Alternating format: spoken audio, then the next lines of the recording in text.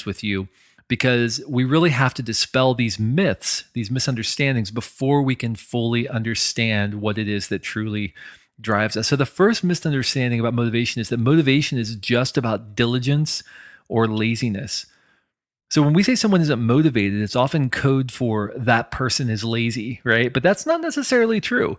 Though we all have moments of laziness or times when we're simply too worn out to be engaged, it may likely be because some activities require us to operate outside of what naturally drives us, or what we have come to call your motivation code. And therefore, those activities are just naturally more draining. So it's harder to get geared up for those activities. For example, some of us would gladly work on a novel during our nights and weekends off, or create a website to promote a charity drive, or volunteer to organize the office holiday party year after year. But the idea of sitting through one more quarterly strategy meeting just makes us want to curl up in the fetal position, right? It's not that we're lazy or we're unwilling. It's just that some work is more energy draining than energy giving. We'll do it, of course, but we're not motivated to do it. We do it in spite of the fact we don't feel motivated to do it. It's because of where we get our motivational energy. Some tasks naturally align with where we get our motivational energy, and some tasks don't, which is why once we understand our motivation code, when we understand what it is that really drives us, we can begin to bring that to what we do instead of waiting for what we do to motivate us. It's a completely different way of thinking about motivation, especially when it comes to work. All right. So that's the first misunderstanding about motivation. Motivation is just about diligence or laziness. The second one is this: motivation is just about enjoying tasks. So most of us have to do things we don't want to do in order to achieve our objectives, of course, right? It's why it's called work. However, those who are operating within their motivation code can find greater meaning and gratification in doing even tasks they don't necessarily enjoy. Think about that. You can learn to find gratification and satisfaction in doing things that you don't even enjoy once you understand what it is that truly drives you and where you get your motivational energy. So, for example, filing paperwork is probably not on many people's list of enjoyable activities. It's not something I love to do, right? However, for the person motivated to organize, the act of sequencing files and finding new ways of ordering information can be deeply gratifying. Similarly, for the person motivated by challenges, like I am, that's one of my top themes is meet the challenge. The bigger, the better. Cranking through as many files as possible can leave them craving an even loftier mountain to climb. So for me, if I have to file and I treat it like a challenge, suddenly it becomes engaging to me in some capacity. Each person finds the work gratifying, but for very different reasons. So it's not about the task, it's about how you approach the task once you understand what it is that drives you.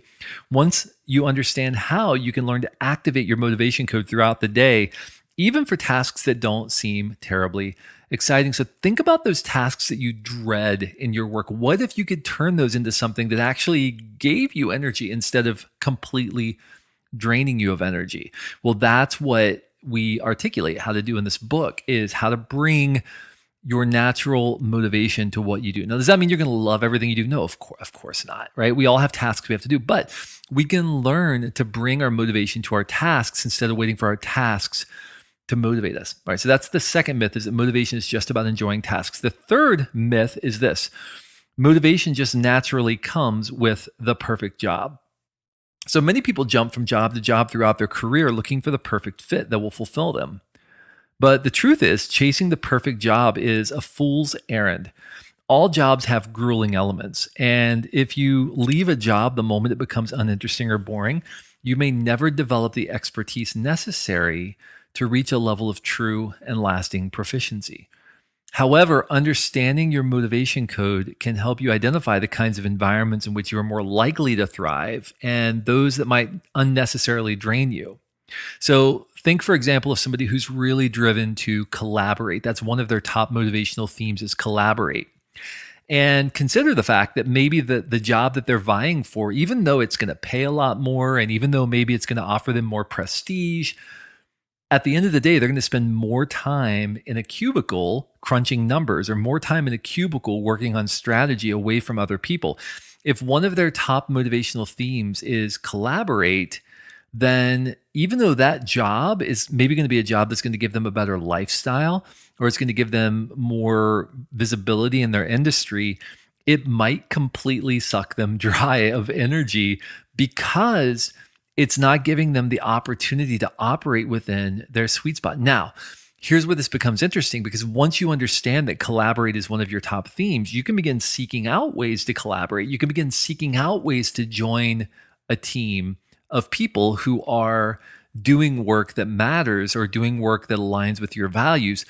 Even if you're in a job that doesn't allow you that necessarily, and by the way, you may choose, hey, I don't think I should take that job because that job doesn't align with one of my top themes, which is collaborate. But let's say that you do. You can still find ways of collaborating with others, of being on teams with other people. Maybe it's outside of your job. Maybe you join a nonprofit to volunteer so you can be a part of team efforts.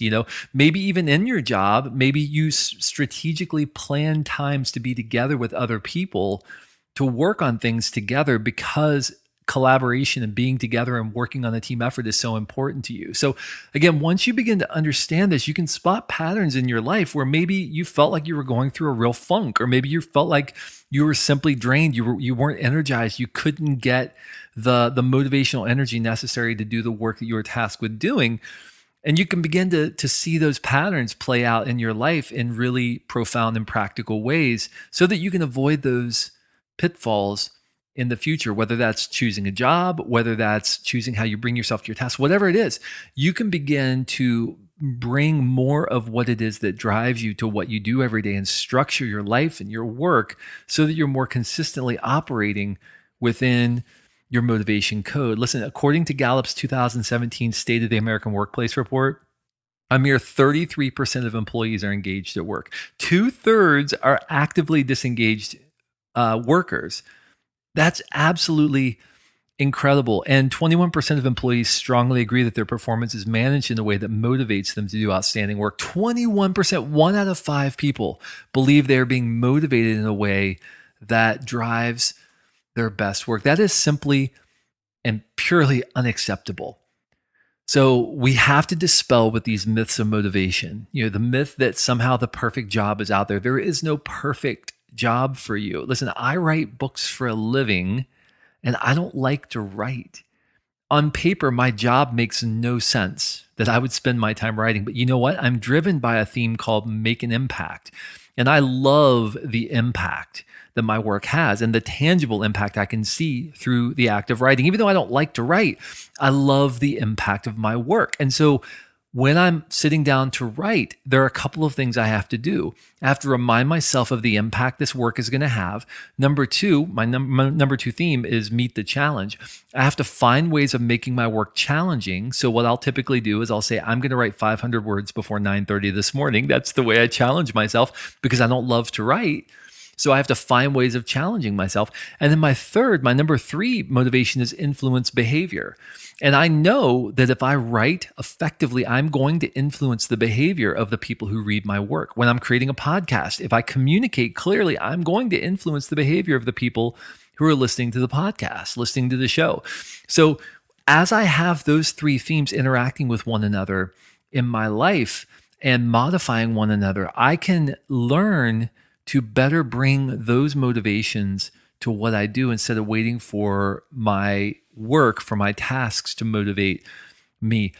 I want you to have that same understanding. I want you to understand the deeper patterns in your life, maybe that you've never considered before, maybe the things in your life that you have experienced, you suspected, things that maybe have been recurring themes in your life over and over, maybe reasons you've struggled in your job, maybe areas of conflict you've had with peers, and you've never been able to put a finger on why that happens.